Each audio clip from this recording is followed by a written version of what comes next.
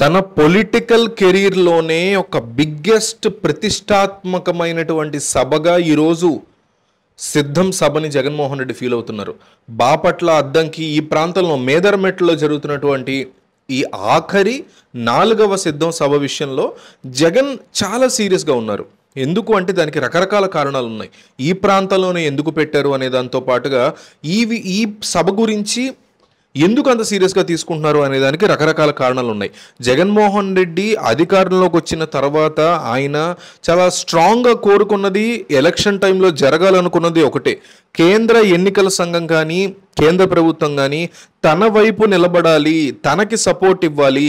2014 అంశం రిపీట్ అవ్వకూడదు. 2019లాగా విడిపోయి పోటీ చేయాలి జనసేన, బీజేపీ, తెలుగుదేశం. కానీ అది కాకుండా నిన్నటికి నిన్న బీజేపీ పార్టీ అఫీషియల్ అనౌన్స్మెంట్ చేసింది.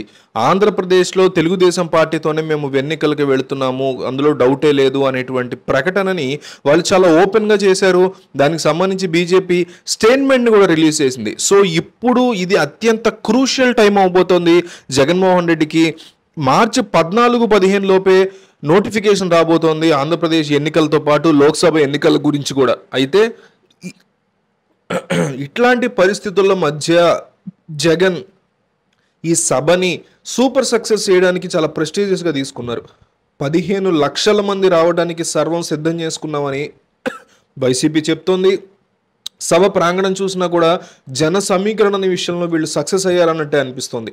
అయితే ఈ సభలో ఆయన కాసేపట్లో చెప్పబోతున్న 2 బిగ్ హామీల గురించి మనం ఇప్పుడు మాట్లాడుకోవాలి. అందులో మొదటిది మహిళల కోసం ఉచిత బస్సు హామీ. ఇప్పటికే చంద్రబాబు నాయుడు దీన్ని ఆల్రెడీ ప్రకటించారు తమ మేనిఫెస్టోలో. అయితే వైసీపీ కూడా తన మేనిఫెస్టోలో పెట్టుకోబోతోంది. కర్ణాటకలో, తెలంగాణలో ఈ యొక్క ఐడియా సక్సెస్ అవ్వడంతో ఏపీలో కూడా దీన్ని సక్సెస్ చేసుకోవాలి అనే ఆలోచనలో జగన్ అడుగులు వేస్తున్నట్టుగా మనకి ఇక్కడ స్పష్టమవుతోంది.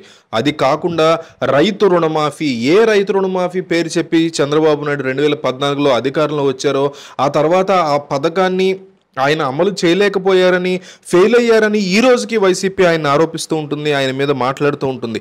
అదే వైసీపీ ఈరోజు తన మేనిఫెస్టోలో రైతు రుణమాఫీ పెట్టబోతున్నారు అంటూ మనకి స్ట్రాంగ్ సమాచారం ఉంది.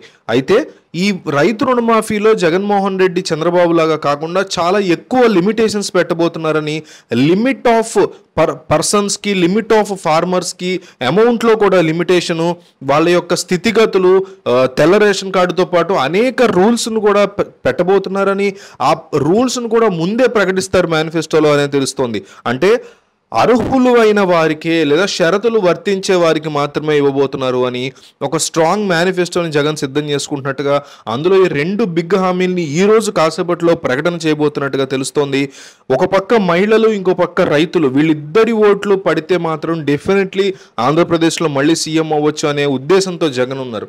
అయితే యాంటీ ఇంక్యుమెన్సీ ఎంతవరకు వర్కౌట్ అవుతుంది, జగన్ని కాపాడేటువంటి అంశాలు వీటిలో ఏముంటాయి అనేది కూడా మనం ఒకసారి గుర్తించాల్సినటువంటి పరిస్థితి ఉంది. సో రానున్న ఎలక్షన్లో ప్రజలు ఎవరికి ఓటైపోతున్నారో మీరు చెప్పండి. ఓట్ ఫర్ జగన్ లేదా ఓట్ ఫర్ చంద్రబాబు అని. అసలు ఏపీ ప్రజలు ఎవరి వైపు ఉన్నారు అనేది క్లియర్ కట్గా అందరికీ అర్థమయ్యేలాగా కంపల్సరీ ఓట్ చేయండి, కామెంట్లో తెలియజేయండి. ఇంకా రాజకీయంగా మీకు అనేక తెలివితేటలు ఉంటాయి, మీకు రాజకీయంగా పరిజ్ఞానం ఉంటుంది. వాటన్నిటిని ఉపయోగించి కామెంట్స్లో కంపల్సరీ మీ యొక్క అభిప్రాయాన్ని ఈ అంశం మీద, ఈ 2 బిగ్ హామీలు గనక జగన్ అమలు చేస్తే, మేనిఫెస్టోలో పెడితే, సిద్ధం సభ సంగతి పక్కన పెడితే రాజకీయంగా వీళ్ళు వర్కౌట్ అవుతుందా, మళ్ళీ అధికారంలోకి వస్తుందా, మహిళలు, రైతులు ఈ 2 అంశాల మీద బేస్ చేసుకుని జగన్మోహన్ రెడ్డికి ఓటు వేస్తారా గతంలో వేసినట్టు అనేది మీ అభిప్రాయాన్ని కామెంట్లో చెప్పండి.